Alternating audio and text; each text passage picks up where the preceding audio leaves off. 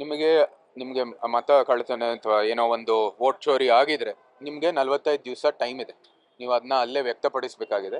ಈಗ ತಮ್ಮದೇ ಆದಂಥ ಏನೋ ಒಂದು ನಿರೂಪಣೆ ಸೃಷ್ಟಿ ಮಾಡೋದಕ್ಕೆ ಮೈಸೂರಲ್ಲಿ ನಿಮಗೆ ನಿರೀಕ್ಷೆ ಆಗಿರ್ತಕ್ಕಂಥ ಒಂದು ರಿಸಲ್ಟ್ ಬಲ್ದಿಲ್ಲದೆ ಇರೋ ಕಾರಣಕ್ಕಾಗಿ ನೀವು 1.5 ವರ್ಷ ಆದಮೇಲೆ ಇಂಥ ನಿರೂಪಣೆಗಳನ್ನು ಶುರು ಮಾಡೋದರಲ್ಲಿ ಏನು ಸತ್ಯನೇ ಇಲ್ಲ ಮತ್ತು ಅದರ ಅವಶ್ಯಕತೆ ಇಲ್ಲ. ಆವತ್ತು ನಡೆದಿರ್ತಕ್ಕಂಥ ಚುನಾವಣೆ ಇರ್ಬೋದು, ಹಿಂದೆ ನಡೆದಿರ್ತಕ್ಕಂಥ ಚುನಾವಣೆ ಇರ್ಬೋದು, ಭವಿಷ್ಯದ ಚುನಾವಣೆಗಳು ಇರ್ಬೋದು, ಎಲ್ಲನೂ ಕೂಡ ಪ್ರಜಾಪ್ರಭುತ್ವದ ವ್ಯವಸ್ಥೆಯಲ್ಲಾಗಿದೆ, ಒಳ್ಳೆ ಒಂದು ರೀತಿಯಲ್ಲಾಗಿದೆ. ಯಾವುದೇ ರೀತಿಯ ಒಂದು ಇಂಥ ಒಂದು ಬೆಳವಣಿಗೆಗಳು ಇಲ್ಲ. ಮತ್ತೆ ಆವತ್ತು ಕೂಡ ಎಲ್ಲ ರೀತಿ ಸರಿಯಾದ ರೀತಿಯಲ್ಲಿ ನಡೆದಿದೆ. ನಿಮಗೆ ನಿಮಗೆ ಮತ ಕಳ್ತನ ಅಥವಾ ಏನೋ ಒಂದು ವೋಟ್ ಚೋರಿ ಆಗಿದ್ರೆ ನಿಮಗೆ 45 ದಿವಸ ಟೈಮ್ ಇದೆ. ನೀವು ಅದನ್ನ ಅಲ್ಲೇ ವ್ಯಕ್ತಪಡಿಸಬೇಕಾಗಿದೆ.